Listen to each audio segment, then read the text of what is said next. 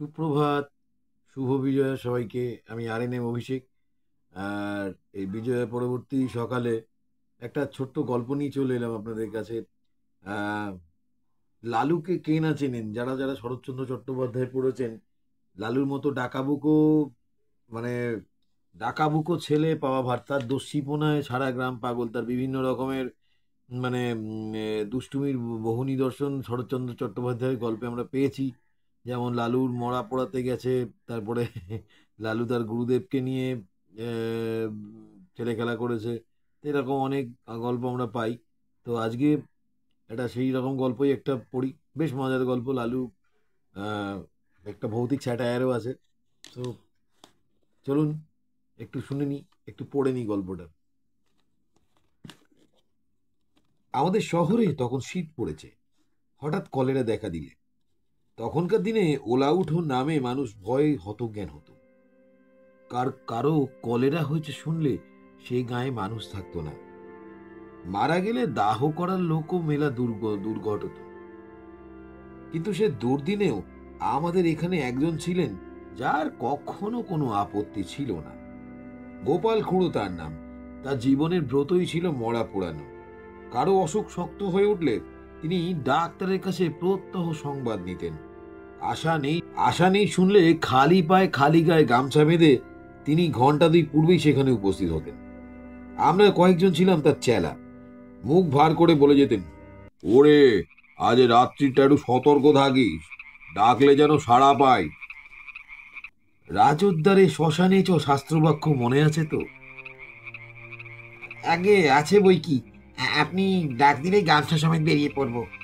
বেশ বেশ, এই তো চাই। এর চেয়ে পূর্ণ কর্ম নেই সংসারে। আমাদের দলের মধ্যে ছিল লালুও একজন। ঠিকাদারি কাজে বাইরে না গেলে সে কখনো না বলতো না। সেদিন সন্ধেবেলা বিষণ্ণ মুখে খুড়ো এসে বললেন, বিষ্টু পণ্ডিতের পরিবারটা বোধহয় রক্ষে পেল না রে। সবাই চমকে উঠলাম। অতি গরিব বিষ্টু ভট্টাচার্যের কাছে বাংলা স্কুলে আমরা ছেলেবেলায় পড়েছিলাম। নিজে সে চিররুগ্ন এবং চিরদিন স্ত্রীর প্রতি একান্ত নির্ভরশীল। জগতে আপনার বলতে কেউ নেই। তার মতো নিরীহ অসহায় মানুষ সংসারে আমি দেখিনি। রাত্রি আন্দাজ 8টা। দড়ির খাটে বিছানা সমেত পণ্ডিত গৃহিণীকে আমরা ঘর থেকে উঠোনে নামালাম। পণ্ডিত মশাই ফ্যাল ফ্যাল করে চেয়ে রইলেন। সংসারের কোনো কিছুর সঙ্গে সে চাহনি তুলনা হয় না, এবং সে একবার দেখলে সারা জীবন ভোলা যায় না। মৃতদেহ তোলবার সময় পণ্ডিত মশাই আস্তে আস্তে বললেন, আমি সঙ্গে না গেলে মুখাগ্নির কি হবে? কেউ কিছু বলার আগে লালু বলে উঠল, ও কাজটা আমি করবো পণ্ডিত মশাই। আপনি আমাদের গুরু, সেই সম্পর্কে তো উনি আমাদের মা। আমরা সবাই জানতাম শ্মশানে হেঁটে যাওয়া তার পক্ষে অসম্ভব। বাংলা স্কুল মিনিট 5-এর পথ। হাঁপাতে হাঁপাতে সেটুকু আসতেও তার আধ ঘন্টার বেশি সময় লাগতো।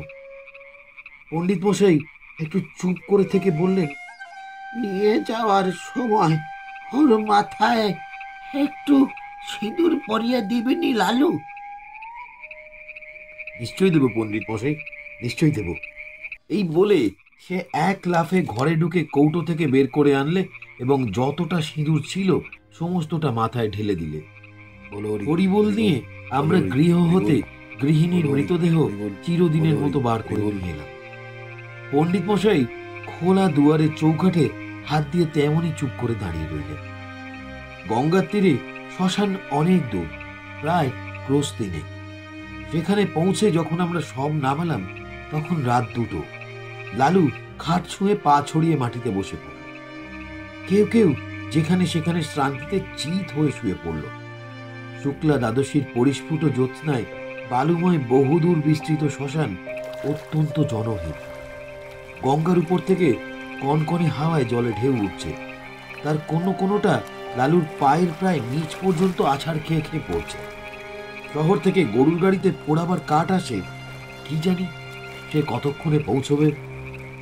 8 ক্রোশ দূরের পথের ধারে ডোমেদের বাড়ি। আসার সময় আমরা তাকে হাঁক দিয়ে এসেছি। তাদের আসতেই বা না জানি কত দেরি হবে। সহসা গঙ্গার উপরে দিগন্তে একটা কালো মেঘ উঠে প্রবল উত্তরে হাওয়া হু হু করে সেটা এপারে ছুটে আসতে লাগলো। গোপাল খুড়ো সভয়ে বললেন, লক্ষণ তো ভালো ঠেকছে না রে, বৃষ্টি হতে পারে। এই শীতে জলে ভিজলে তো আর রক্ষে থাকবে না। কাছে আশ্রয় কোথাও নেই, একটা বড় গাছ পর্যন্ত না। কতকটা দূরে ঠাকুর বাড়ির আম বাগানে মালিদের ঘর আছে বটে, কিন্তু অতখানি ছোটা তো সহজ নয়। দেখতে দেখতে আকাশ ছেয়ে গেল, চাঁদের আলো ডুবলো অন্ধকারে। ওপার থেকে বৃষ্টিধারার শোঁ শোঁ শব্দ এলো কানে। ক্রমশ সেটা নিকটতর হয়ে উঠল। আগাম 2-10 ফোঁটা সকলের গায়ে এসেই পড়ল তীরের মতো। কি করি ভাবতেই মুষল ধারায় বৃষ্টি নেমে এলো। মরা রইল পড়ে। প্রাণ বাঁচাতে কে যে কোথায় ছুট দিল তার কোনো ঠিক ঠিকানা নেই। জল থামলে ঘন্টাখানেক পরে একে একে সবাই ফিরে এলাম। মেঘ গেছে কেটে, চাঁদের আলো ফুটেছে দিনের মতো। ইতিমধ্যে গরুর গাড়ি এসে পৌঁছেছে। গাড়োয়ান কাঠ এবং শবদাহের অন্যান্য উপকরণ নামিয়ে দিয়ে ফিরে যাওয়ার উদ্যোগ করছে, কিন্তু ডোমেদের দেখা নেই। গোপাল খুড়ো বললেন, ও ব্যাটারা ওই রকম, শীতে ঘর থেকে বেরোতে চায় না। মণি বললে, কিন্তু লালু এখনো ফিরল না কেন? সে যে বলেছিল মুখে আগুন দেবে। ভয় বাড়ি পালালো না তো? খুড়ো লালুর উদ্দেশ্যে রাগ করে বললেন, ওটা ওই রকম। আরে যদি এতই ভয় তো মরা ছুঁয়ে বসতে গেলি কেন? আমি হলে তো বজ্রাঘাত হলেও মরা ছেড়ে যেতুম না। ছেড়ে গেলে কি হয় খুড়ো? কি হয়? ও তো কি শ্মশান ভূমি কিনা? শ্মশানে একলা বসে থাকতে আপনার ভয় করতো না? ভয় আমার? অন্তত 1000টা মরা পুড়িয়েছি জানিস। এরপরে মনি আর কোনো কথা কইতে পারল না, কারণ সত্যই খুড়োর গর্ব করা সাজে। শ্মশানে গোটা দিক কোদাল পড়েছিল।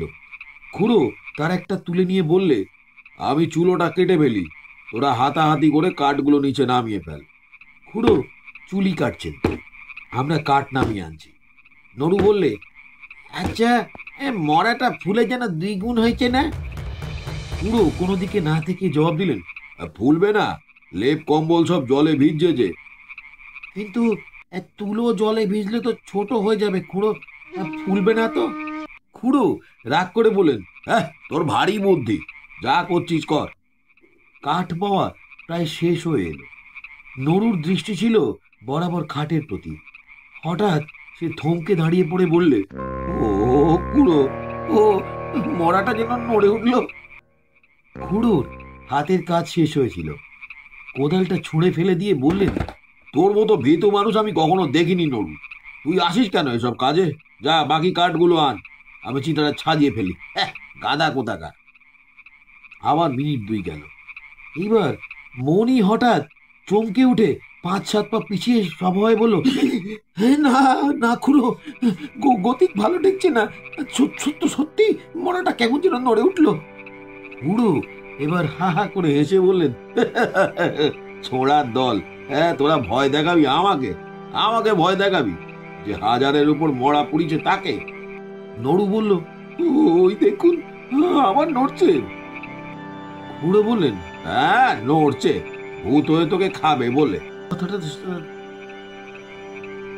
মুখের কথাটা তার শেষ হলো না। অকস্মাৎ লেপ কাঁথা জড়ানো মরা হাঁটু গেড়ে খাটের ওপর বসে ভয়ঙ্কর বিশ্রী খোনা গলায় চেঁচিয়ে উঠল, তরুকে না, গোপালকে খাবো। ওরে বাবা রে!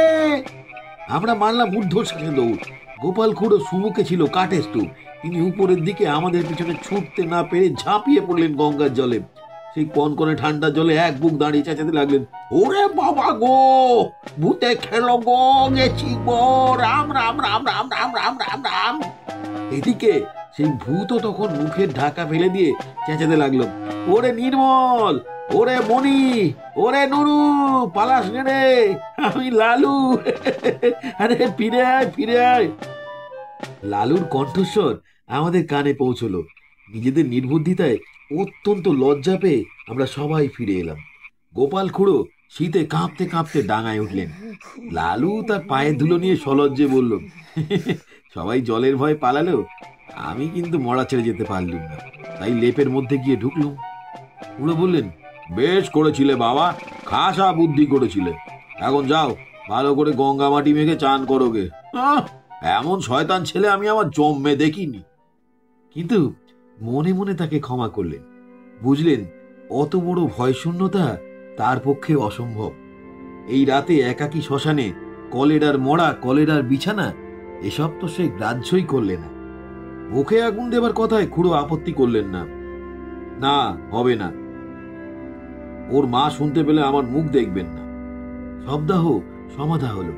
আমরা গঙ্গায় স্নান সেরে যখন বাড়ি ফিরলাম, তখন সূর্যোদয় হয়েছে। কেমন লাগলো শরৎচন্দ্র চট্টোপাধ্যায় লালু? আপনারা সবাই শুনেছেন, আরও একবার পাঠ করলাম। ভালো লাগলে বলবেন, এবং আরও নতুন নতুন এরমভাবে গল্প শুনতে চাইলে সেটাও বলবেন, আমরা গল্প পাঠ করে আপনাকে শোনাবো। নমস্কার, শুভ বিজয়া।